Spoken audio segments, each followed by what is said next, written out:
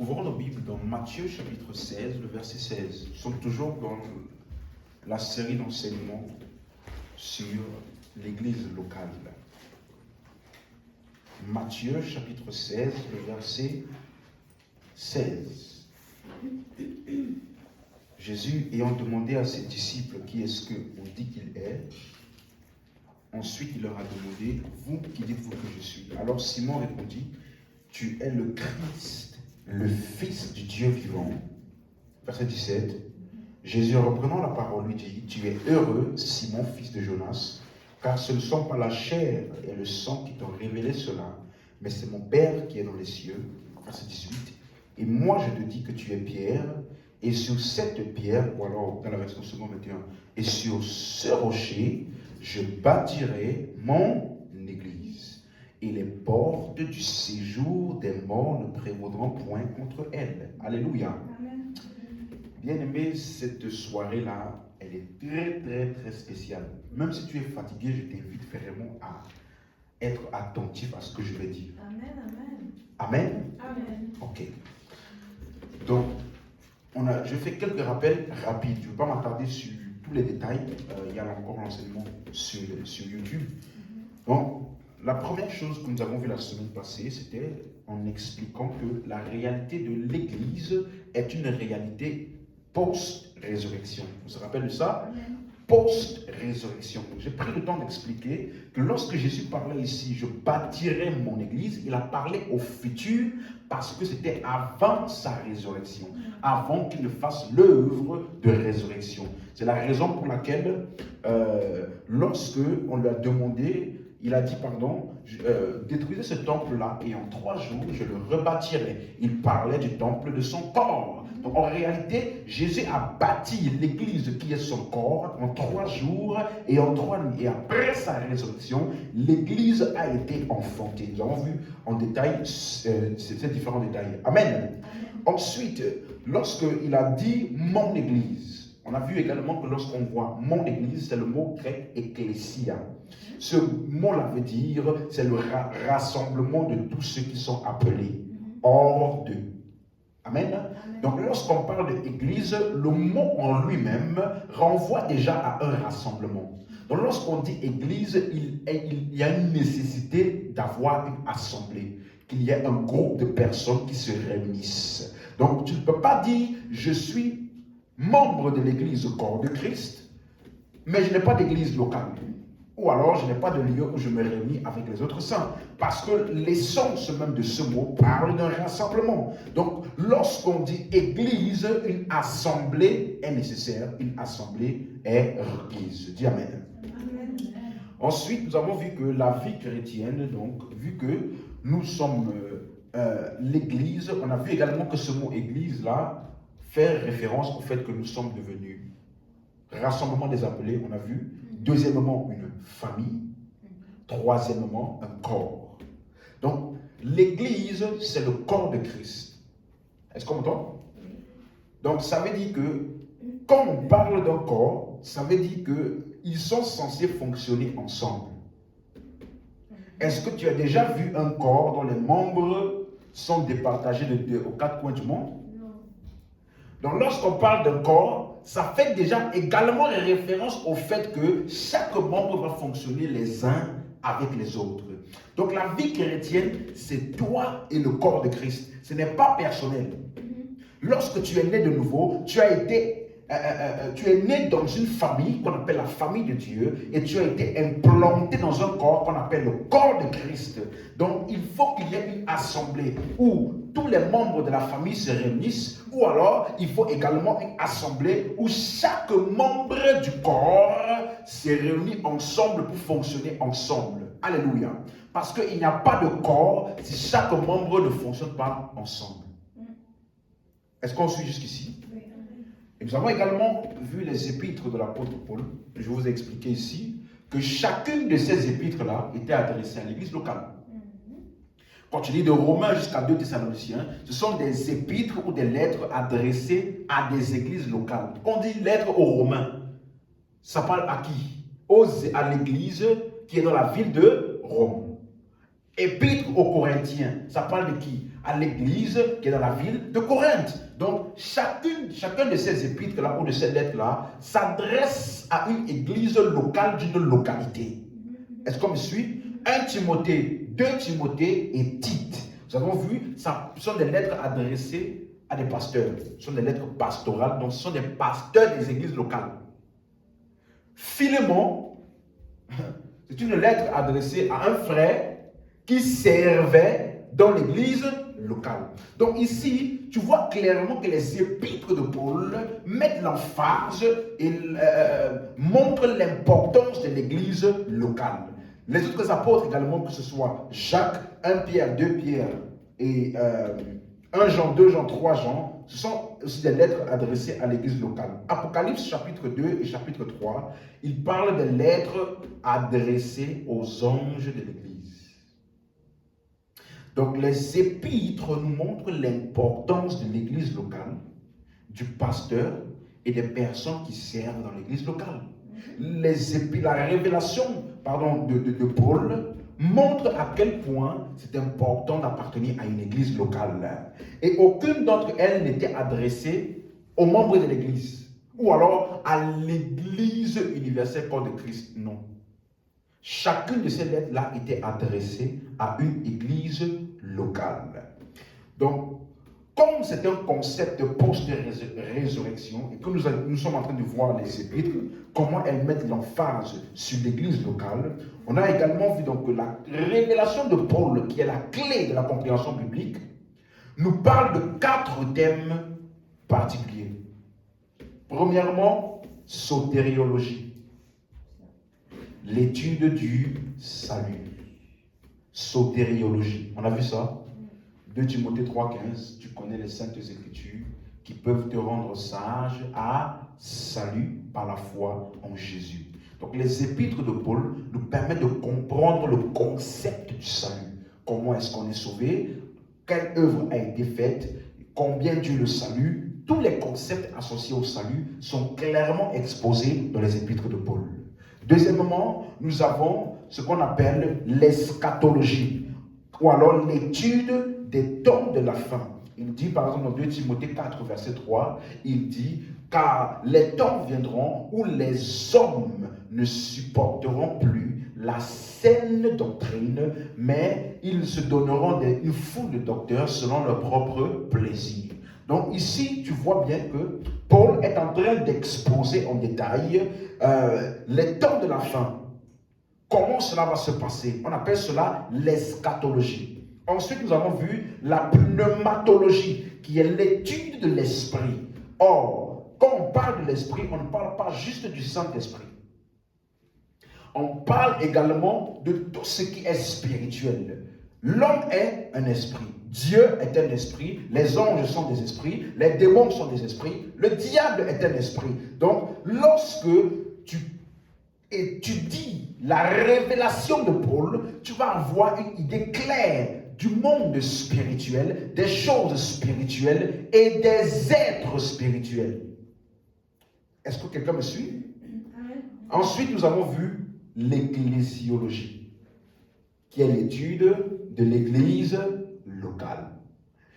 L'apôtre Paul est, parmi tous les autres apôtres, celui qui a donné vraiment en profondeur la compréhension de l'église locale, le fonctionnement de l'église locale, les personnalités de l'église locale. Vous allez voir que dans les autres épîtres, vous ne allez pas voir avec autant de détails les différentes personnalités et le fonctionnement et l'ordre dans l'église locale. Donc il y a dans les épîtres de Paul, en ce qui concerne l'église locale, j'ai commencé à expliquer que dans la vie chrétienne, il y a des responsabilités. En tant qu'enfant de Dieu, non seulement nous devons vous enseigner, tu dois être enseigné ce que Jésus-Christ a fait pour toi et son œuvre pour toi, mais également être enseigné sur les responsabilités associées à l'œuvre de Christ. Est-ce que vous me suivez? Voilà pourquoi j'ai parlé par exemple de l'épître de Romains 1 jusqu'à Romains 10, il parle de l'œuvre de Christ, ce que Dieu a fait pour nous en Christ. Et à partir de Romains 12 jusqu'à Romains 18, il parle des responsabilités de la vie chrétienne associées à l'œuvre de Christ. Est-ce que vous me suivez? Dans Éphésiens 1 jusqu'à Éphésiens 3, même chose. Nous avons été bénis, toutes les bénédictions spirituelles dans les lieux célestes en Christ Jésus. Il nous a ressuscités ensemble, nous a fait asseoir ensemble dans les lieux célestes. Ça, c'est ce que Jésus-Christ a fait pour nous. Mais à partir de Éphésiens 4 jusqu'à Éphésiens 6, il donne maintenant les responsabilités associées à l'œuvre de Christ. Dans Éphésiens 6, par exemple, il vous dit, revêtez les armes de Dieu. Dans Éphésiens 6, il dit, faites en tout temps toutes sortes de prières et de supplications en esprit. Est-ce que vous m'entendez? Amen. Donc, après t'avoir expliqué l'œuvre de Christ, il t'explique maintenant les responsabilités associées à cela. Donc, en tant qu'enfant de Dieu, il y a des responsabilités associées à ta nature en Christ. Si tu me suis, dis Amen. Amen. Nous avons également vu que l'église locale, et c'est par là qu'on a terminé, est le lieu des relations surnaturelles. L'église locale est le lieu des relations surnaturelles. Parce que ce qui nous lie les uns aux autres n'a pas une explication scientifique ou logique ou naturelle. Mais nous sommes liés par un lien surnaturel. Dans Éphésiens chapitre 4 verset 11. Ça, il faut qu'on ouvre. Ouvrons ce verset. Éphésiens chapitre 4 verset 11. Alléluia. Éphésiens 4, le verset 11. La Bible dit, il a donné les uns comme apôtres, les autres comme prophètes, les autres comme évangélistes et les autres comme pasteurs et docteurs. Verset 12. Pour le perfectionnement des saints en vue de l'œuvre du ministère et de l'édification du corps de Christ. Verset 15. Mais que professons la vérité dans la charité, nous croissions à tous égards en celui qui est le chef, Christ. Verset 16. Avant d'aller au verset 16, on est tous d'accord qu'il dit ici que lorsque nous professons la vérité, les apôtres, prophètes et autres, lorsqu'ils professent la vérité, cela produit la croissance en celui qui est le chef, c'est-à-dire en Jésus-Christ. Maintenant, le verset 16, il dit quelque chose. Lorsque nous croissons là, qu'est-ce qui se passe? Verset 16. C'est de lui et grâce à tous les liens de son assistance que tout le corps, bien coordonné et formant un solide assemblage, tire son accroissement selon la force qui convient à chacune de ses parties et s'édifie lui-même dans la charité. Donc, qu'est-ce qu'il est en train de dire? Il est en train d'expliquer que lorsque chaque membre du corps grandit, alors il se produit ce qu'on appelle, il appelle ça le corps, bien coordonné et formant un solide assemblage, tire son accroissement selon la force qui convient à chacune de ses parties. Ça veut dire que le corps de Christ aujourd'hui est autosuffisant. Le corps de Christ aujourd'hui est autosuffisant. Tout ce dont il a besoin pour tirer son accroissement et pour avoir une édification est dans chacune des parties du corps. Est-ce que quelqu'un m'entend? Il a dit, c'est tout le corps, il forme un solide assemblage. Suis-moi. Ça veut dire que chaque partie du corps de Christ est liée à l'autre. Que tu le saches, que tu ne le saches pas, que tu le veuilles, que tu ne le veuilles pas, nous sommes tous liés les uns aux autres. Et comme nous sommes liés les uns aux autres, chacun d'entre nous contient en lui ce qu'il appelle la force dont tout le corps va tirer l'accroissement. Donc Dieu a conçu le corps de Christ de telle sorte que ce corps-là va grandir par chacune des parties du corps. Chacun d'entre nous a quelque chose à amener au corps du Christ pour produire un accroissement et une édification. Est-ce que tu m'entends? Qui que tu sois, peu importe la condition avec laquelle tu as reçu Christ, peu importe la contrée d'où tu viens, peu importe les origines que tu as, tu contiens en toi quelque chose dont tout le corps de Christ a besoin. Vous me suivez? Solide assemblage. Et c'est l'assemblage de ce corps qui produit l'accroissement par chacune des parties. Donc lorsque Dieu a designé ou conçu le corps de Christ, il a mis en chacun de nous de quoi bénéficier aux autres. Il a mis en chacun de nous de quoi bénéficier au corps en général. Voilà pourquoi, quand vous lisez le verset 12, il dit « Pour le perfectionnement des saints, en vue de l'œuvre du ministère et de l'édification de qui? Du corps de Christ. » Ça veut dire que lorsque les saints sont perfectionnés, alors ce qui est en eux là commence à être utile pour les autres et ça produit l'édification pour le corps. Donc ça veut dire que lorsque tu joues avec ta vie chrétienne et lorsque tu blagues avec ton avancement spirituel, tu es en train de priver le corps de Christ de ce qui est en toi dont nous avons besoin de bénéficier. Est-ce que tu m'entends? Dieu n'a pas mis ça en toi parce qu'il y avait une certitude absolue que tu devais grandir. Ça ne dépend pas de tes actions. Ça dépend de ce que tu as reçu en Christ. Et dès que tu fais partie de ce corps-là, tout le corps a besoin de toi. Donc, il convient donc à toi, lorsqu'il dit verset 15, professant la vérité dans la charité, il dit, afin que nous croissions en tous égards en celui qui est le chef. Donc, le but est que nous puissions croître en lui. Et lorsque nous croissons en lui, alors il parle par la suite, il dit donc que le solide assemblage dit son accroissement de chacune des parties. Donc lorsque tu grandis spirituellement, tu deviens un atout pour le corps de Christ.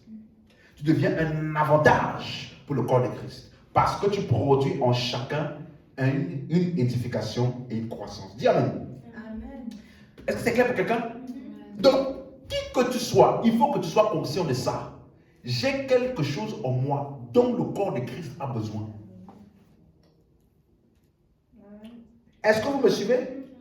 C'est la raison pour laquelle l'église locale est la stratégie par excellence de Dieu pour détruire l'égoïsme dans les chrétiens.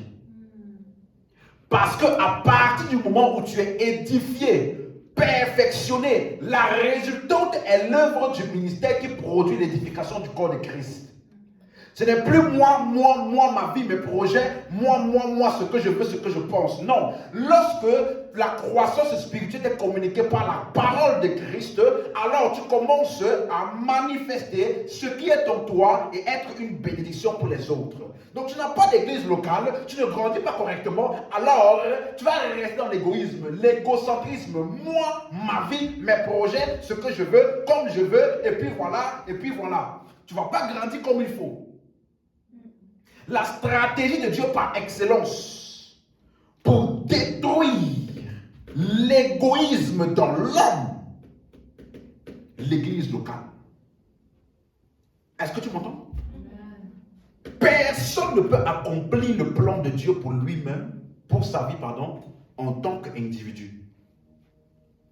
Personne. Dieu a conçu son plan pour les hommes de telle sorte que c'est à travers des relations que nous accomplissions son plan. Voilà pourquoi le plus grand atout que tu puisses avoir en tant qu'être humain sur la terre, ce ne sont pas les biens matériels, ce sont les relations surnaturelles. Le plus grand atout, là, quand tu comptes tes ressources, quand tu comptes tes acquisitions, ne compte pas d'abord le nombre de biens matériels ou alors de choses de ce monde que tu as pu acquérir. Compte d'abord, premièrement, la valeur et la qualité des relations surnaturelles que tu as pu bâtir. Parce que c'est de là que va sortir l'accomplissement du plan de Dieu pour ta vie. Dieu, il a conçu ça ainsi. De telle sorte que personne ne peut accomplir le plan de Dieu pour sa vie en tant qu'individu. lui seul, pour dire, je n'ai besoin de personne. Parce que, bien aimé, le pied que tu as là a une mission de t'amener là où tu dois aller. Mais si ce pied-là n'est pas connecté à la hanche, qui n'est pas connecté au haut du corps, alors il ne sert à rien. Bien qu'il a une mission importante.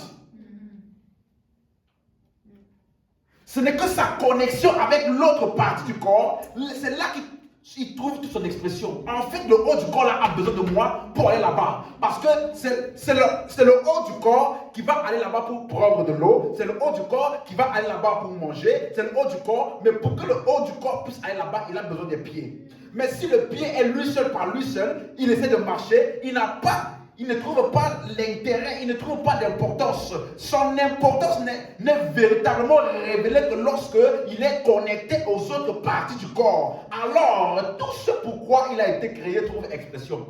Bien aimé, laisse-moi te dire, ce n'est que lorsque tu es connecté avec les autres chrétiens, connecté avec les autres frères et sœurs, que ce pourquoi tu as été créé se manifeste pleinement. Il y a des grâces et des choses en toi que tu ne vas jamais voir se manifester tant que tu n'es pas connecté avec les autres. Tu peux avoir la grâce de Dieu comme tu veux. Il y a des choses là, tu ne vas jamais le voir se manifester tant que tu n'es pas en connexion avec les autres. Parce que c'est pour les autres là que cette chose en toi a été déposée. Est-ce que tu me suis? L'église locale, c'est la stratégie de Dieu par laquelle tu vas te connecter à d'autres frères et sœurs. Tu vas expérimenter les relations surnaturelles à travers lesquelles le plan de Dieu pour ta vie trouve pleinement expression. Dans le livre de Actes des Apôtres, nous avons vu ça. C'est pourquoi cela est pleinement exposé. Vous allez voir que l'événement de la Pentecôte, l'Esprit qui est descendu sur tous, ne s'est pas produit chacun chez lui. Allô? Ça s'est produit où? Ils étaient tous assemblés d'un commun accord dans un même lieu. Pour te montrer que la naissance même de l'église s'est faite dans un rassemblement. Pas chacun chez lui. Et c'est pour te dire à quel point c'est tellement important que c'est par là que l'église a commencé.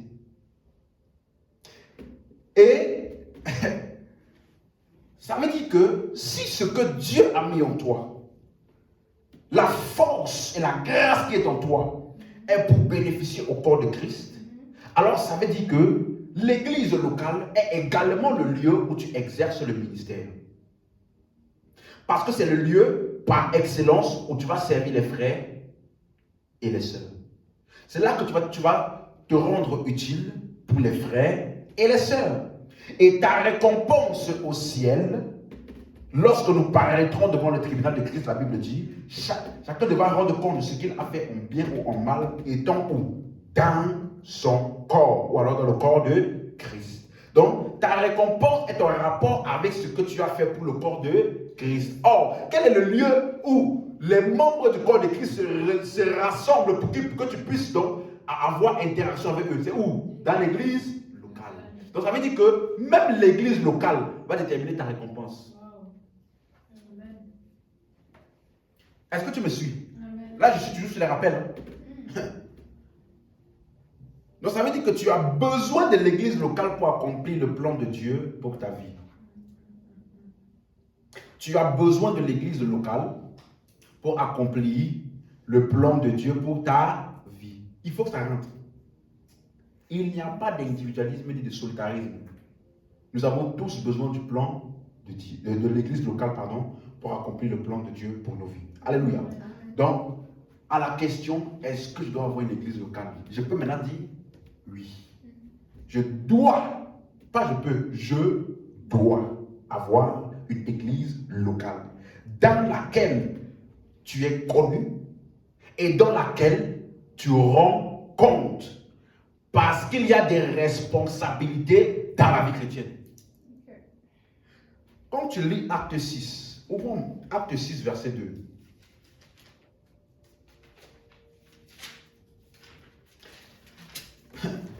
Ça, souvent, j'écoute certaines personnes Certains chrétiens, souvent on peut essayer de comprendre, mais des fois, peu importe ce que tu as vécu dans ta vie chrétienne, les principes de Dieu ne changent pas. S'il a conçu la vie chrétienne pour que nous puissions vivre ensemble, peu importe à quel point tu as été déçu, trahi ou tout ce que tu veux, si tu veux accomplir le plan de Dieu pour ta vie, ce sera quand même à travers les autres. Amen. Amen. Ça doit être clair en chacun de nous. Et regardez quelque chose, acte 6, verset 2. Il dit, les 12 convoquèrent la multitude des disciples et dirent, il n'est pas convenable que nous laissions la parole de Dieu pour servir aux tables. C'est pourquoi, frère, donc ici, là, on ne parle pas aux païens. On parle aux frères qui sont censés tous appartenir à ce qu'on appelle la famille de Dieu, n'est-ce pas? Et il dit donc, frères, choisissez parmi vous 7 hommes de qui l'on rende un bon témoignage, qui soient pleins d'esprit et de sagesse, et que nous chargerons de cet emploi. Question. Est-ce qu'on peut dire choisissez parmi vous? Hein? Si les gens parmi lesquels on doit choisir ne sont pas l'église? Hein? Les gens parmi lesquels on est censé choisir là sont ceux qui étaient à l'église. N'est-ce pas? Deuxième chose, est-ce qu'on peut dire choisissez parmi vous? Il dit bon témoignage, rempli d'esprit et de sagesse. Et après il dit rempli d'Esprit Saint et de sagesse et bon témoignage. Est-ce qu'on peut donner de tels critères pour des personnes qui ne sont pas connues? Non. Est-ce qu'on peut donner ça pour quelqu'un qui vient de temps en temps? Non. Parce que s'il vient de temps en temps, tu ne sais pas. Mais pour qu'on puisse avoir détecté autant de critères sur toi, ça veut dire que premièrement, on parle de ceux qui sont réguliers à l'église. Deuxièmement, qui ont déjà manifesté pleinement le fait que non seulement ils ont un bon témoignage, mais ils servent, ils sont remplis d'esprit et de sagesse. Donc, on ne peut pas parler ici des gens qui viennent de temps en temps. Vous me suivez? Donc, il y a ceux qui sont connus dans l'église, comme ici, comme ayant un bon témoignage, comme ils sont remplis d'esprit et de sagesse. Mais il y a aussi ceux qui sont mal connus. Ils sont connus pour dire, quand on dit par exemple, choisissez parmi vous 7 hommes qui sont remplis d'esprit et de sagesse. Il y en a là, on peut dire, lui là, non d'avance. Ils sont connus pour être irréguliers. Ils sont connus pour être instables. Ils sont connus pour ne pas être stables dans la vie chrétienne. Donc, dans un cas ou dans l'autre là, tu es connu, mais d'une manière. Est-ce que vous me suivez? Tu dois appartenir à une église locale dans laquelle tu es connu et dans laquelle tu rends compte. L'église, c'est l'ordre de Dieu pour ta vie. C'est la stratégie par laquelle Dieu met l'ordre dans ta vie. Je suis souvent émerveillé quand j'entends les personnes qui viennent me dire « Ah, depuis que je t'entends, je t'écoute là, il y a l'ordre dans mes pensées. Il y a l'ordre dans mes convictions. Il y a l'ordre dans ma vie. » Parce que l'église locale est le lieu par excellence pour que tout ce qui était troublé en toi là soit ordonné. Voilà pourquoi une des caractéristiques et des critères que tu vas remarquer lorsque tu rencontres ou alors que tu entres dans l'église, dans ton église locale, même si c'est la première fois, tu as beaucoup de questions et de confusions qui sont réglées. Tu as beaucoup de zones troubles de ton entendement qui sont complètement éclairées. Est-ce que tu m'entends? Donc, et j'ai terminé dimanche en disant 2 choses. Comment donc choisir une église locale établie pour m'engager activement? J'ai dit la première chose, il faut que tu aies ces 2 cas-là en tête. On va expliquer ça en détail plus tard. Mais il faut que tu aies 2 cas en tête. Première chose, tu as reçu le salut dans une église. Gloire à Dieu. Mais l'église n'est pas le lieu où on reçoit le salut. Le but de l'église n'est pas pour recevoir le salut. Le but de l'Église est le perfectionnement des saints. Me suivez? Donc, premièrement, lorsque une personne reçoit l'évangile, elle est sauvée. Ensuite, on ajoute à l'Église. La Bible dit dans Actes, le Seigneur ajoutait tous les jours à l'Église ceux qui étaient sauvés. Il ajoutait ceux qui étaient sauvés. Donc, ils ont été sauvés dans l'évangélisation. Après, ils ont été ajoutés à l'Église. Donc, l'Église en priorité est pour ta croissance spirituelle. Donc, si c'est l'Église dans laquelle tu as reçu le salut, gloire à Dieu. Mais l'Église dans laquelle tu dois rester est l'Église dans laquelle tu es enseigné la parole et dans laquelle tu grandis. Si dans l'Église où tu as reçu le salut, tu grandis, gloire à Dieu. Mais si après avoir reçu le salut, tu ne grandis plus, ou alors tu ne grandis pas, tu dois quitter et chercher un lieu dans lequel tu grandis. Je te donne un exemple. Aujourd'hui, voilà ce dont je veux parler. C'est ça que j'ai dit, il faut que vous soyez attentifs. On va parler de deux personnes. Vous allez voir l'impact de l'église locale dans la vie de deux personnes. Deux personnes. Est-ce que vous me suivez? Donc, soyez attentifs. Première personne, Timothée. Timothée.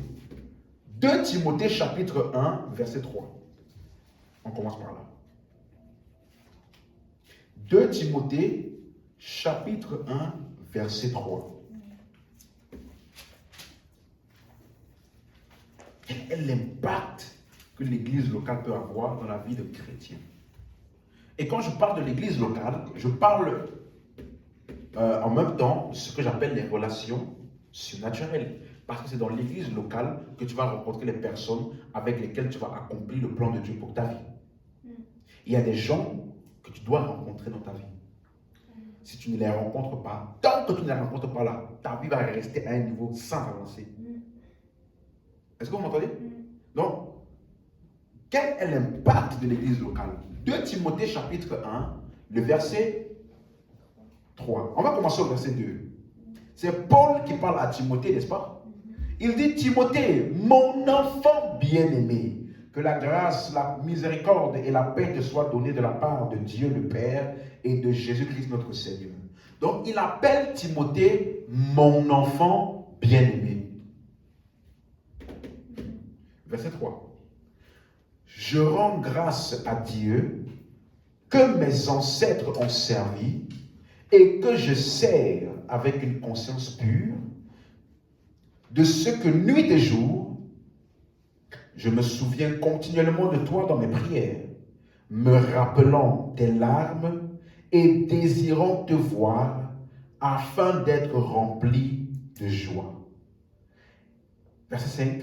Gardons le souvenir de la foi sincère qui est en toi, qui habita d'abord dans ton aïeul Loïs et dans ta mère Eunice, et qui, j'en suis persuadé, habite aussi en toi. Suis-moi.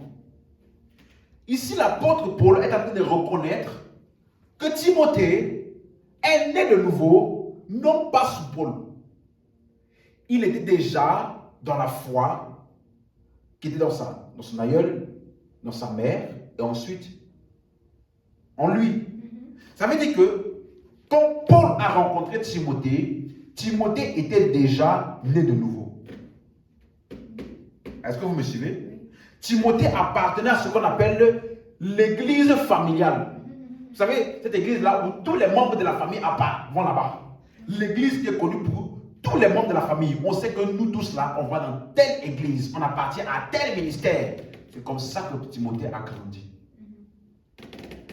Mais, après un certain moment dans sa vie chrétienne, il a laissé cette église-là pour suivre Paul. Ça veut dire que si tu quittes une église à cause de la croissance spirituelle, ce n'est pas la rébellion. Tant que c'est la croissance spirituelle que tu recherches. Je reprends bien ça. Tant que c'est la croissance spirituelle que tu recherches. Si tu quittes parce que, ah non, là-bas, on m'a parlé mal, oh, ah non, là-bas, vraiment, je n'ai pas senti l'amour, ah non, là-bas, franchement, c'est trop loin de chez moi, ah non. Si la raison qui t'anime en quittant là, c'est parce que tu cherches la croissance spirituelle, ce n'est pas la rébellion. Est-ce que vous m'entendez? Parce que de nos jours, on appelle tout rébellion lorsque tu ne suis plus comme tu devais suivre parce que tu ne grandis plus. On appelle ça rébellion. Non, ce n'est pas rébellion. Vous me suivez? Donc, Timothée a quitté cette église-là pour suivre Paul. Et c'est lorsqu'il a rencontré Paul que non seulement il a grandi, et le ministère auquel Dieu l'a appelé a trouvé expression. Donc, s'il restait dans l'église familiale, toute sa vie devait être un bon petit chrétien. Bon petit Timothée qui suit les pas de papa et maman et de grand-mère, Loïs. Il y a des personnes sur ton chemin de ta vie chrétienne que tu dois rencontrer qui sont la porte d'entrée à la prochaine phase de ta vie. Et je te donne, on nous continuons. 2 Timothée 3, verset 14. 2 Timothée 3, le verset 14. Toi, c'est toujours Paul qui parle à Timothée. Demeure dans les choses que tu as apprises et reconnues certaines, sachant de qui tu les as apprises. Donc, Timothée a appris de qui? Hein? Tout le monde est d'accord? Timothée a appris de Paul. Mais il donne un détail important au verset 15. Dès ton enfance, tu connais les saintes lettres qui peuvent te rendre sage à salut par la foi en Jésus. Dès ton enfance. Est-ce qu'on parle de l'enfance physique ou de l'enfance spirituelle? Parce que l'enfance physique, est-ce qu'elle était bébé, il connaissait les Écritures? Non. Ça veut dire que lorsque Paul a rencontré Timothée, il était toujours enfant. Malgré qu'il était dans l'église familiale, il ne grandissait pas. Et c'est lorsqu'il a rencontré Paul qu'il est devenu sage, ou alors le mot sophiso qui veut dire expert. Donc c'est sa rencontre avec Paul. Par les choses que Paul lui a apprises et enseignées, il est devenu un expert dans la compréhension du salut. Mais avant ça, dans l'église familiale, il ne grandissait pas. Mais il y a une chose que Paul a signifiée. Il dit, au verset, on a lu tout à l'heure, dans 2 Timothée 1, il dit, au verset 5, il dit, 2 Timothée 1, 5, il dit, gardons le souvenir de la foi sincère qui est en toi. Suis-moi. Tu peux être très sincère dans ta vie chrétienne, mais ne pas grandir. Tu peux être très sincèrement dans une église dans laquelle tu ne grandis pas. Tu me suis? J'ai fait beaucoup d'années dans une église, et parce que j'étais très sincèrement engagé. Donc, ce n'est pas le fait d'être sincère qui va faire de toi quelqu'un qui grandit. Allô? Est-ce que vous m'entendez? Le fait d'être sincère, je suis sincère devant Dieu. Dieu connaît mon cœur, oui. Mais ça ne t'assure pas la croissance spirituelle. Mais la sincérité t'assure d'une chose. Lorsque tu vas rencontrer le lieu où tu vas grandir, tu ne vas pas hésiter. C'est une des forces de l'apôtre Paul. Il était très zélé, mais dans l'erreur. Mais le jour où il a contacté la vérité, il a fait un demi-tour à 180 degrés, sans brancher, pour montrer que ce qu'il faisait là était seulement parce qu'il était ignorant, mais il était sincère envers Dieu. Et il y a beaucoup de chrétiens, ils ne sont pas sincères. Ils cherchent la popularité, l'acceptation commune. Tout le monde fait ça, donc moi je dois faire. Ils ne veulent pas être comme quelqu'un avec une foi à contresens. Qu'est-ce que les gens m'ont dit? Qu'est-ce que les gens m'ont dit? C'est moi aussi, je quitte ça. Je quitte là-bas. Tout le monde a toujours été là-bas. La famille était là-bas. Nous, on a toujours grandi là-bas. Là-bas que j'ai grandi. C'est là-bas que j'ai connu Dieu. L'homme déjà là. Il a tout fait pour moi. Il a tout fait. Il a tout fait. Il m'a marié. Il m'a donné ceci. Il a payé mes études. Il a fait cela. Si je quitte, comment on va voir? Comment on va voir? Comment on va voir? Bien aimé, quand tu fais ça, tu penses que tu es sincère, mais tu n'es pas sincère. Parce qu'en réalité, ce qui doit t'animer est la connaissance de Christ Jésus. Le jour où tu vas rencontrer Christ, Jésus-Christ, celui-là qui a donné sa vie pour toi, et que le lieu là où tu partais, tu ne grandissais pas, mais tu restais par affinité et par une fausse redevance. Ou quelqu'un t'a mis sous un joug, une servitude là, soit disant de j'ai tout fait pour toi, tu ne peux plus me quitter. Parce que si tu me quittes, c'est la déloyauté, si tu me quittes, c'est ceci, si tu me quittes, ça veut dire que tu es ingrat. La vie chrétienne, ce n'est pas la gratitude. Paul a dit, soyez mes imitateurs, comme je suis imitateur de Christ. Parce que ma loyauté est envers Christ. Aussi longtemps que tu suis Christ et que tu m'amènes à connaître plus Christ, je te suis. Mais dès que je ne suis pas en train de suivre Christ, peu importe ce que tu as fait pour moi, ce que tu as fait pour moi ne va jamais dépasser ce que lui il a fait pour moi. Est-ce que quelqu'un m'entend ici? Amen. Parce que souvent, plein d'entre nous, nous choisissons les églises ou nous restons dans les églises par affinité, par traditionnalisme. On a toujours été là-bas. Depuis que je suis né, j'ai toujours été là-bas. Est-ce que tu penses que tu es mieux que Timothée, qui a grandi dans l'église familiale? Et lui, ce n'est pas seulement sa mère. C'est depuis plusieurs générations, ils sont là-bas. Et lui, un matin, c'est là pour dire, je ne suis plus ici avec vous. J'ai rencontré quelqu'un là.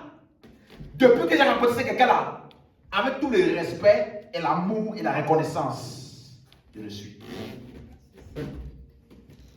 Parce qu'en le rencontrant, ma compréhension et ma connaissance de Christ a été amplifiée. Regardez ce qu'il dit maintenant au verset 2 Timothée 3 toujours. Verset 16. Donc verset 15.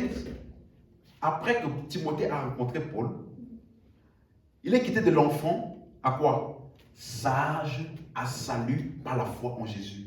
Il est quitté de bébé spirituel où il était là. À quoi? Un expert dans la compréhension du salut. Comment cela s'est-il fait? Verset 16. Toute écriture est inspirée de Dieu, utile pour enseigner, pour convaincre, pour corriger, pour instruire dans la justice, afin que l'homme de Dieu soit accompli et propre à toute bonne œuvre. Donc Timothée a grandi au point d'être propre à toute bonne œuvre lorsqu'il a été exposé assez longtemps à l'enseignement de l'apôtre Paul. Il est quitté de enfant à devenir propre à toute bonne œuvre.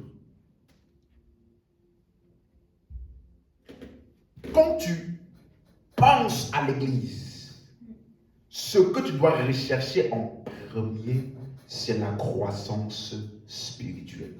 Pierre dit dans 1 Pierre 2, verset 2, comme des nouveau-nés, désirez comme des nouveau-nés le lait spirituel et pur, afin que par lui vous croissez. Donc, lorsque tu reçois Jésus-Christ, tu deviens un enfant nouveau-né. Tu deviens né de nouveau. La prochaine chose que tu dois chercher après ton salut, c'est quoi?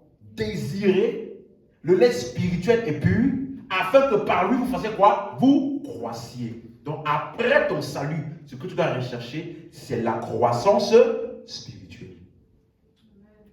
Donc, même si je suis né de nouveau là-bas, merci de m'avoir prêché l'évangile. Mon prochain objectif là est la croissance spirituelle. Donc si vous n'êtes pas capable de me pourvoir la croissance spirituelle, j'irai là où je vais recevoir la croissance spirituelle par le lait spirituel et pur. Donc, ça ne veut pas dire que, donc ça veut dire que ce n'est pas parce que dans une église on prêche et qu'on enseigne la Bible que c'est le lieu où tu grandis. Il faut que ce soit le lait spirituel et pur. Pas de mélange. Pur. Ce qu'on appelle la saine doctrine. En 2 Pierre 3, verset 18, il croissez dans la grâce et dans la connaissance de notre Seigneur et Sauveur Jésus-Christ. Donc, croître dans la grâce, c'est croître dans la connaissance de Jésus-Christ. Pas dans le business. Donc, le lieu où je suis sûr de grandir, c'est le lieu où je grandis dans la connaissance de Jésus. Ça là, c'est la mission de l'église locale. C'est le lieu où je reçois la croissance spirituelle par l'enseignement de la parole de Dieu au travers des relations surnaturelles. Et une des relations surnaturelles par excellence que tu dois valoriser de manière précieuse, Paul dit, dans 2 Timothée 3, toujours là, verset 14, il dit, demeure dans les choses que tu as apprises et reconnues certaines, sachant de qui tu les as. Dis-moi de qui? De qui tu les as apprises. Une des relations surnaturelles que tu dois valoriser et estimer comme quelque chose de précieux, c'est celui de qui tu apprends. Celui de qui tu apprends. Parce que ça, c'était un des problèmes de l'église de Corinthe. Et on va voir ça tout de suite. Parce que tu ne peux pas être pastoré, je ne sais pas si ce mot existe là, par plusieurs personnes. Tu m'entends? Tu as déjà vu un être à plusieurs têtes? On appelle ça un monstre. Tu me suis? Regardez comment l'apôtre Paul parle. Dans 1 Corinthiens 3, verset 1. Ça c'était un des grands problèmes de l'église de Corinthe et de l'église de Galate. 1 Corinthiens 3. Pour moi, frère, ce n'est pas comme à des hommes spirituels que j'ai pu vous parler, mais comme à des hommes charnels, comme à des enfants en Christ. Verset 2. Je vous ai donné du lait, non de la nourriture solide, car vous ne pouviez pas le supporter et vous ne le pouvez pas même à présent, parce que vous êtes encore charnel. Mais quel était vraiment leur problème? Enfant en Christ, charnel. En effet, puisqu'il y a parmi vous de la jalousie et des disputes, n'êtes-vous pas charnel? Ne marchez-vous pas selon l'homme? Donc, c'est quoi les disputes? Sur quoi est-ce qu'ils se disputaient? Quel était le sujet de leur dispute et division là? Verset 4. Quand l'un dit, moi je suis de Paul, et un autre, moi d'Apollos, n'êtes-vous pas des hommes? Qu'est-ce que Paul? Qu'est-ce que donc, pardon, qu'Apollos et qu'est-ce que Paul? Des serviteurs par le moyen desquels vous avez cru selon que le Seigneur l'a donné à chacun. Donc, il y avait une grande dispute et division dans l'église. Moi, je suis de Paul. Moi, je préfère Paul. Moi, je préfère quand Paul prêche. Parce que quand Paul prêche là, vraiment, je sens la grâce de Dieu. Mais quand Apollos vient, franchement, je respecte son onction, hein, mais en réalité, ce n'est pas mon style. Moi, je suis de Paul et moi, je suis d'Apollos. Et Paul dit, ce sont que des serviteurs par le moyen desquels vous avez cru. Il a dit ça dans 1 Corinthiens 3, n'est-ce pas? Alors 1 Corinthiens 4, verset 14. C'est le même Paul qui parle, hein, à la même église à laquelle il parlait. 1 Corinthiens 4, verset 14. Ce n'est pas pour vous faire honte que j'écris ces choses, mais je vous avertis, comme mes enfants bien-aimés. Dans 1 Corinthiens 3, il semblait qu'il a mis Paul et Apollos, ils se sont mis au même niveau. Il semblait. Vis-à-vis de l'église de Corinthe, il s'est mis au même niveau que Apollos. Mais à partir du chapitre 4, verset 14, il dit maintenant, comme mes enfants bien-aimés, il n'a pas dit nos enfants. Première des choses, il n'a pas dit nos enfants, mes enfants. 14, verset 15. Car quand vous auriez 10 000 maîtres en Christ, vous n'avez cependant pas plusieurs pères, puisque c'est moi qui vous ai engendré en Jésus-Christ par l'évangile. C'est qui? C'est lui. Il n'a pas dit c'est nous. Il n'a pas dit c'est Apollo, c'est moi. Vis-à-vis de vous, c'est moi. Vous suivez ça? Verset 16. Je vous en conjure, soyez nos imitateurs. Je vous en conjure, soyez nos imitateurs. C'est ça? Mes imitateurs. Il a plus mis Apollo dans l'affaire. Vous êtes mes enfants, c'est moi qui vous ai engendré. Ayez tous les maîtres que vous voulez. Mais vous n'avez qu'un seul Père. C'est moi qui vous ai engendré. Soyez donc mes imitateurs. Il avait parlé de Paul, Apollo, des serviteurs. Il dit, mais en ce qui concerne vous là, imitez qui? Moi. Et maintenant, verset 17. Pour cela, je vous ai envoyé qui? Timothée, qui est mon enfant bien-aimé et fidèle dans le Seigneur. Il vous rappellera quelles sont mes voies en Christ, quelle est la manière dont j'enseigne partout dans toutes les églises. Il a appelé Timothée mon enfant bien-aimé. Pourtant, nous savons très bien et nous avons vu que ce n'est pas Paul qui a prêché à Timothée pour qu'il soit sauvé. Donc, celui que tu appelles mon père ou celui qui t'appelle mon enfant, qui t'a engendré par l'évangile, dont Paul parlait ici, ne veut pas forcément dire celui qui t'a prêché l'évangile pour que tu sois sauvé. Parce que Timothée n'avait pas été prêché par Paul pour qu'il soit sauvé. Mais Paul l'a appelé mon enfant et il a dit que mon enfant là, c'est celui que lui il a engendré par l'évangile. Donc, celui dont tu es l'enfant spirituel n'est pas forcément celui qui t'a prêché l'évangile pour que tu sois sauvé. Mais plutôt celui qui t'enseigne l'évangile, qui t'enseigne les Écritures, afin que non seulement tu sois établi dans la compréhension de Christ et par lequel le ministère auquel Dieu t'a appelé trouve expression. Paul dit, mais je sois mes imitateurs comme je suis moi-même imitateur de Christ. Donc, engendré par l'évangile. Donc, la croissance spirituelle, c'est par la parole de Dieu qui est enseignée. Et lorsque tu te places ou tu te soumets à un vrai pasteur, il dit ça ici tout à l'heure, il y a deux choses qui vont se produire. Premièrement, à l'intérieur, tu mûris. À l'intérieur, la doctrine de Christ est implantée. Et à l'extérieur, le ministère auquel tu t'appelles là trouve expression. À l'extérieur, tu es une bénédiction pour les autres. À l'intérieur, tu es béni, tu mûris. Et à l'extérieur, tu deviens une bénédiction pour les autres. Le pasteur est celui qui implante en toi la doctrine de Christ et qui fait sortir de toi le ministère. Ce sont ces deux choses-là qui te donnent des indicatifs que tu es dans une bonne église. Alléluia. Amen. Et je vais continuer.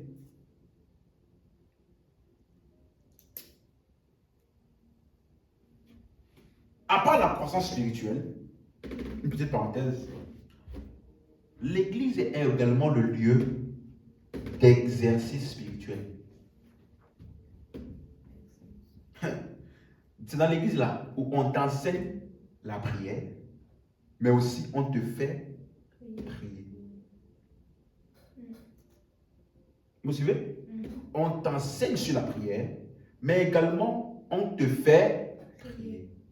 On te fait faire ce que par toi-même dans ton isolation, tu n'aurais pas eu la capacité, le courage de le faire totalement par toi seul. On t'exerce à faire ce qui est bien pour toi, même lorsque tu ne sens pas l'envie. C'est ce qu'on appelle l'exercice spirituel.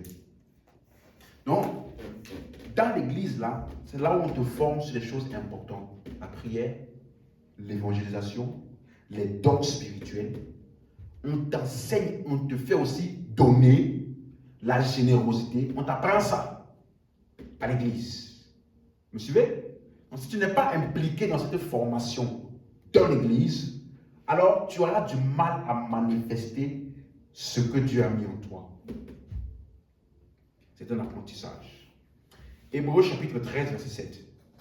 Alléluia. Amen. Amen. Hébreux chapitre 13, le verset 7.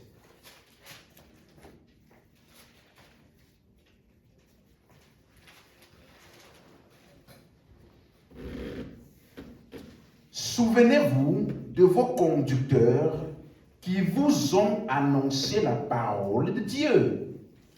Considérez quelle a été la fin de leur vie et imitez leur foi. Donc, comme tu es dans l'église locale, tu es entouré de ceux-là qui sont plus avancés que toi. Et donc, tu imites. Vous me suivez? Et en les imitant, tu prends de l'avance spirituelle et tu grandis dans les choses spirituelles. L'église est l'endroit où tu vas trouver des personnes qui sont plus avancées que toi. Et donc, ils vont te pousser et te booster à faire beaucoup plus que ce que tu fais maintenant et à aller beaucoup plus loin que là où tu es maintenant. C'est plus facile de grandir quand nous sommes entourés de ceux qui ont grandi. C'est plus facile de maintenir une vie de prière lorsque nous sommes entourés de personnes qui ont une vie de prière stable. C'est plus facile de comprendre et de méditer les Écritures lorsque nous sommes entourés de personnes qui nous poussent chaque fois à nous approfondir dans les Écritures. Parce que quand tu parles avec lui, il te donne des nouveaux concepts, des choses plus profondes auxquelles tu n'as pas pensé. Alors il te pousse toi-même à aller au stade approfondi pour arriver là où ils sont arrivés. C'est plus facile de grandir lorsque tu es entouré de ceux-là qui sont déjà arrivés à un niveau plus avancé que toi et au niveau là où tu désires arriver. Si tu restes seul, tu vas stagner. Vous me suivez? Exercice spirituel. On t'exerce et on te forme à aller beaucoup plus loin et à manifester ce que tu dois manifester, même lorsque tu n'as pas envie.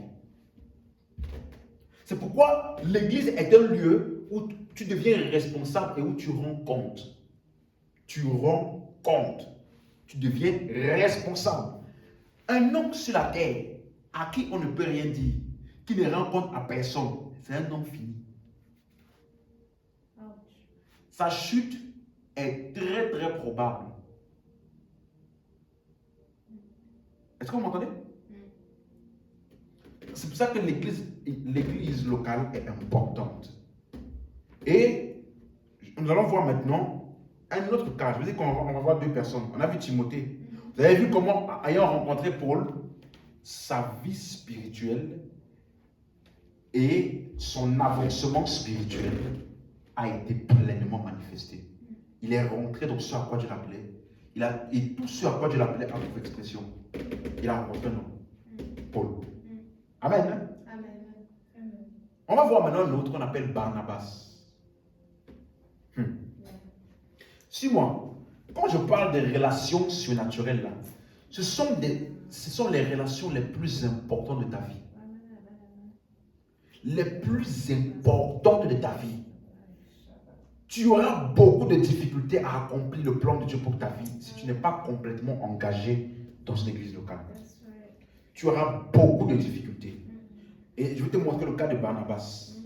La Bible nous dit par exemple dans Acte 9 que c'est là-bas que Paul a rencontré Jésus-Christ sur le chemin de Damas. N'est-ce pas? Et c'est Barnabas qui a introduit Paul à l'église de Damas. Parce qu'il y en a encore beaucoup là qui étaient dubitatifs vis-à-vis de Paul là. Est-ce qu'il est vraiment converti? Parce qu'on nous dit qu'il est converti, tandis que c'est peut-être une stratégie qu'il est venu là pour nous, pour passer par derrière et après tout cela nous arrêter. Donc, ils avaient encore peur. Mais c'est Barnabas qui est venu introduire Paul et qui a rassuré les frères qu'il est vraiment converti.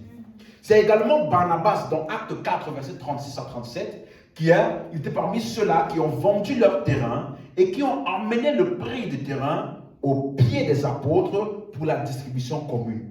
Donc, Barnabas, là, vis-à-vis de Paul, comme Barnabas a donné dans Acte 4, là, le prix de son terrain, Paul n'était pas converti. Donc, vis-à-vis de Paul, Barnabas était très, très avancé et très loin par rapport à Paul dans la vie chrétienne. Est-ce qu'on me suit? Mais il est arrivé un moment où Paul a grandi. Et tu peux lire dans Acte 13, verset 1. Acte 13, verset 1. Il y avait dans l'église d'Antioche des prophètes et des docteurs. Il y avait quoi? Des prophètes et des docteurs. Barnabas, Siméon, appelé Niger, Lucius de Cyrène, Manahen, qui avait été élevé avec Hérode le tétrarque, et Saul. Non? Verset 2. Pendant qu'ils servaient le Seigneur, dans leur ministère et qu'ils jeûnaient, le Saint-Esprit dit, mettez-moi à part Barnabas et Saul pour l'œuvre à laquelle je les ai appelés. Donc ici, c'est déjà, premièrement, un rassemblement de l'église locale. Et Paul, malgré ses visions, ses révélations, il est resté soumis à l'église locale. Amen. Hein? Et on dit le Saint-Esprit dit. Dans la Nouvelle Alliance, lorsque tu entends le Saint-Esprit dit, généralement c'est par prophétie. Parce que la prophétie, c'est le Saint-Esprit qui parle au travers des hommes. Vous suivez? Et vous allez voir qu'il dit, mettez-moi à part Barnabas et Saul. C'est d'abord Barnabas, ensuite Saul. Donc dans cette configuration-là, tu peux voir ça au verset 4, Barnabas et Saul, envoyés par le Saint-Esprit. Verset 7, qui était le préconsul Sergius Paulus, homme intelligent, ce dernier fit appeler Barnabas et Saul. Donc, tu vois clairement que c'est d'abord qui? Barnabas et ensuite Saul. Donc c'est comme si, au départ, Paul était l'associé de Barnabas. Barnabas était un peu plus en avant. Mais quand tu commences à avancer à partir du verset 8, mais Élymas, le magicien, car ce que signifie son nom, leur faisait opposition, cherchait à détourner la foi de la foi le préconsul. Alors Saul, aussi appelé Paul, rempli du Saint-Esprit, fixa les regards sur lui et lui dit. Donc, première des choses, petite parenthèse, Paul n'est pas le nom que Saul a changé pour devenir Paul, comme certains disent. Paul s'appelait déjà Paul. On a lu ça ici, non? Saul, appelé aussi, donc c'était son deuxième prénom. C'est pas, il s'appelait Saul, après il a rencontré Jésus, après il a changé pour s'appeler maintenant Paul. Il s'est toujours appelé Paul. C'est parce que Paul a grandi dans deux environnements, chez les Juifs et aussi chez les Romains. Chez les Juifs, on l'appelait Saul, et chez les Romains, on l'appelait Paul.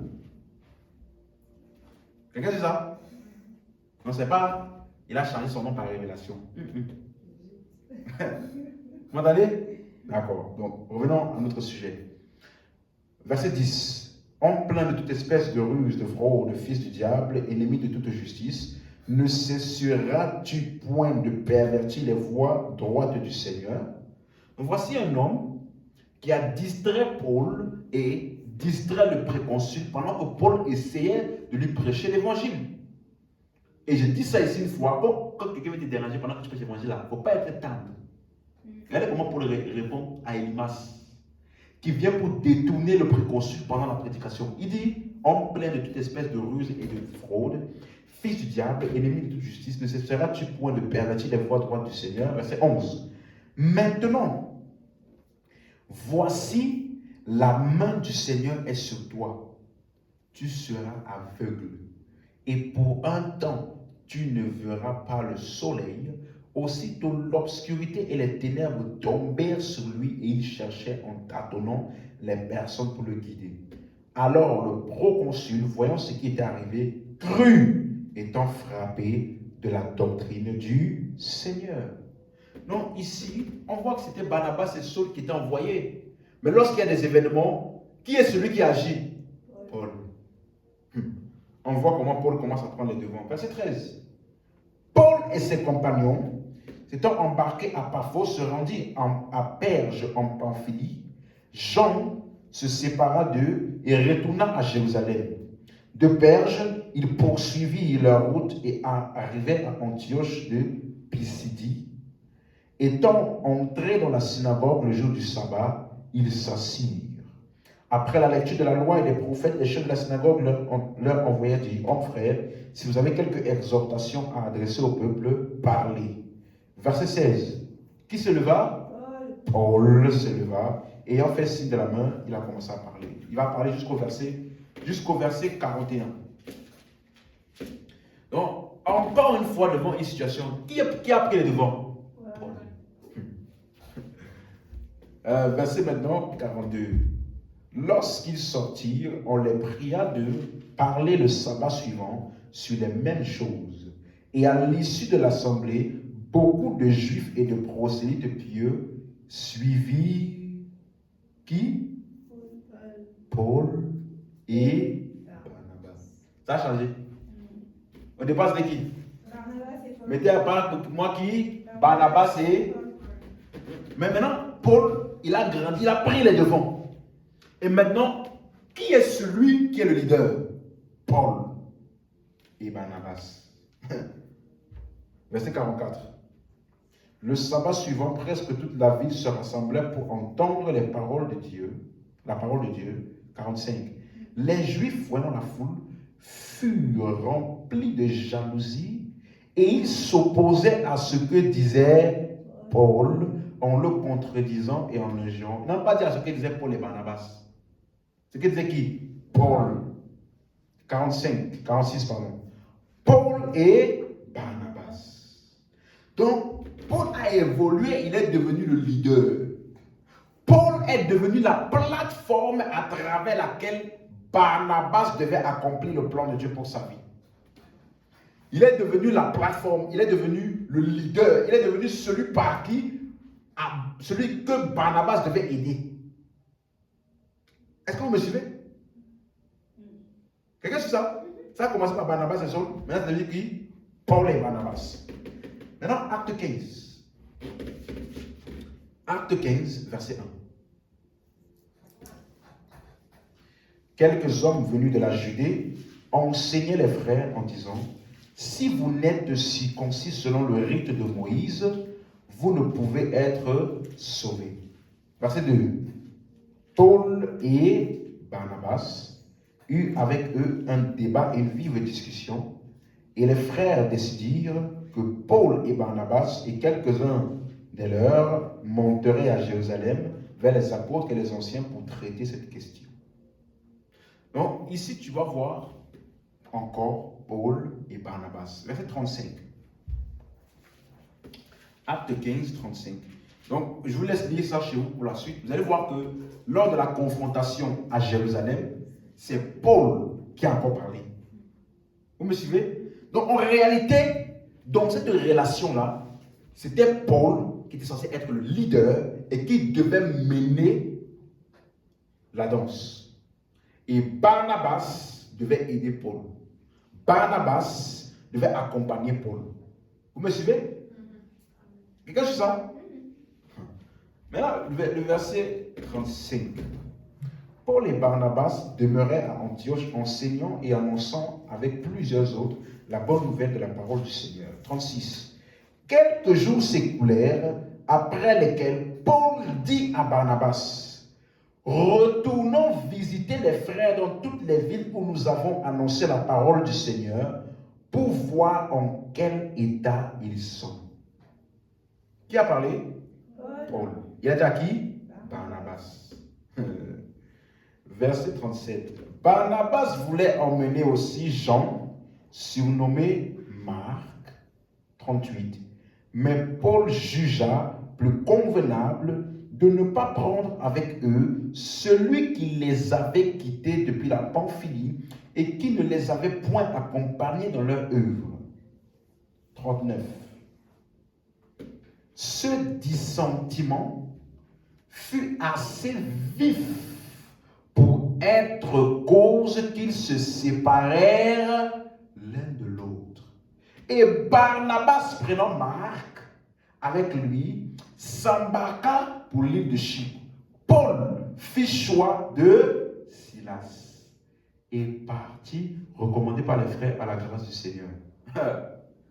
Il y a eu quoi?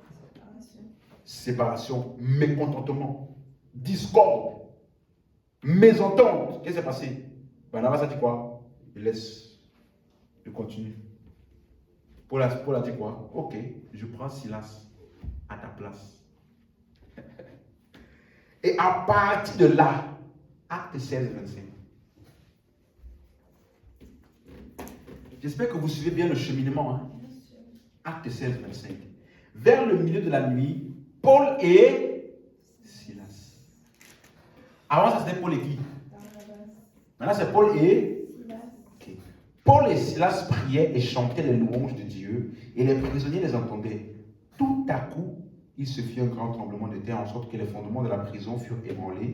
Au même instant, toutes les portes s'ouvrirent et les liens de tous les prisonniers furent rompus. Verset 29.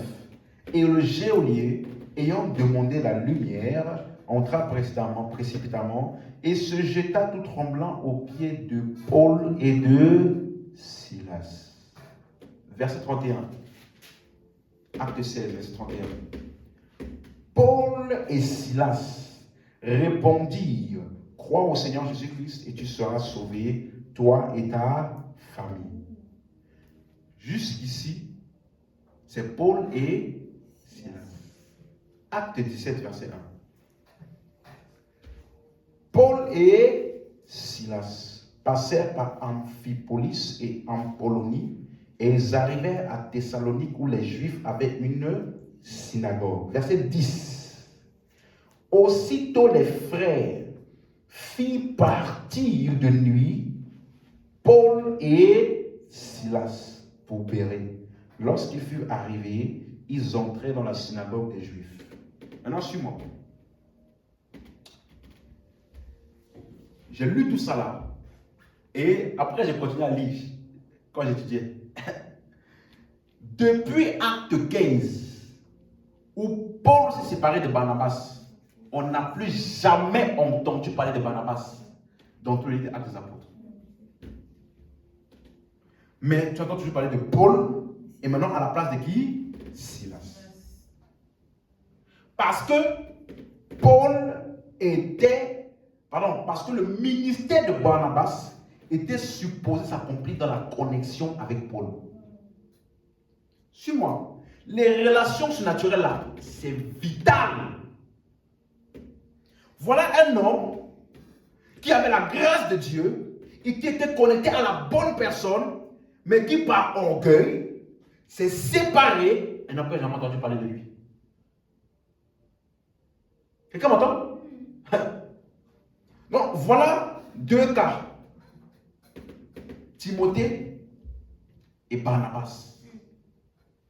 Deux personnes qui ont eu ce qu'on appelle des relations surnaturelles. L'un des deux a valorisé la relation surnaturelle et l'un des deux a méprisé la relation surnaturelle. Et le plan de Dieu pour chacune de ces vies-là a été altéré.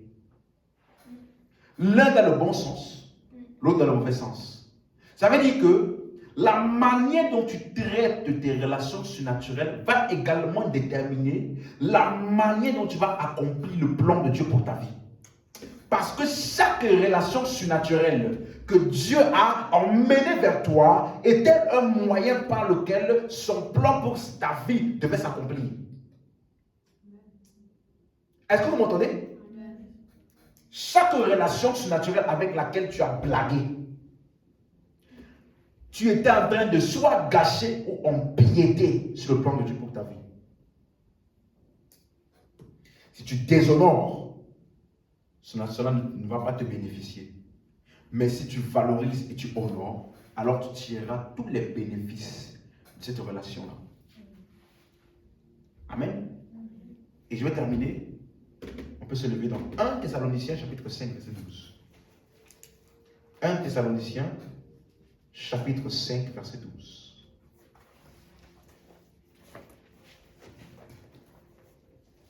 1 Thessaloniciens, on peut se lever, chapitre 5, verset 12.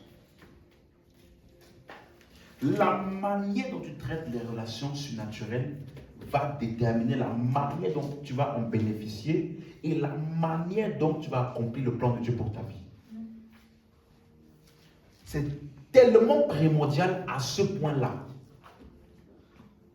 Et laisse-moi te dire, la manière dont tu vas accomplir le plan de Dieu pour ta vie va déterminer aussi la récompense que tu auras. Quelqu'un m'entend? Regardez ce qu'il dit. C'est Paul. Il parle à l'église de Thessalonique. Nous vous prions, frères, d'avoir de la considération pour ceux qui travaillent parmi vous et qui vous dirigent dans le Seigneur et qui vous exhortent. Ayez pour eux beaucoup d'affection à cause de leur œuvre.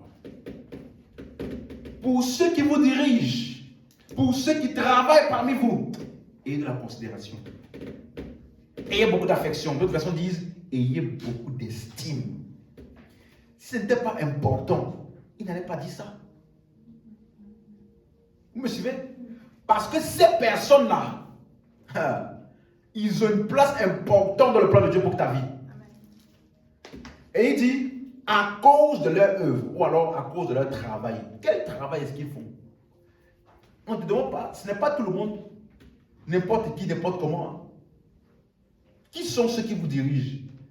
Quel est le travail qu'ils accomplissent? 1 Timothée 5, verset 17.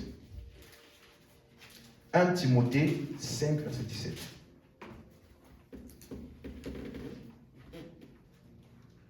« 1 Timothée chapitre 5, le verset 17.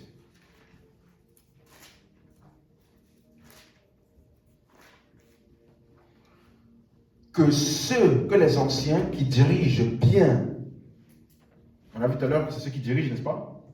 Donc c'est la même personne ici. Que les anciens qui dirigent bien soient jugés dignes d'un double honneur, surtout ceux qui travaillent. Donc quel est leur travail? À la prédication et à l'enseignement. Ça c'est une des relations, comme je vous ai dit, surnaturelles les plus importantes de ta vie. Celui de qui tu apprends.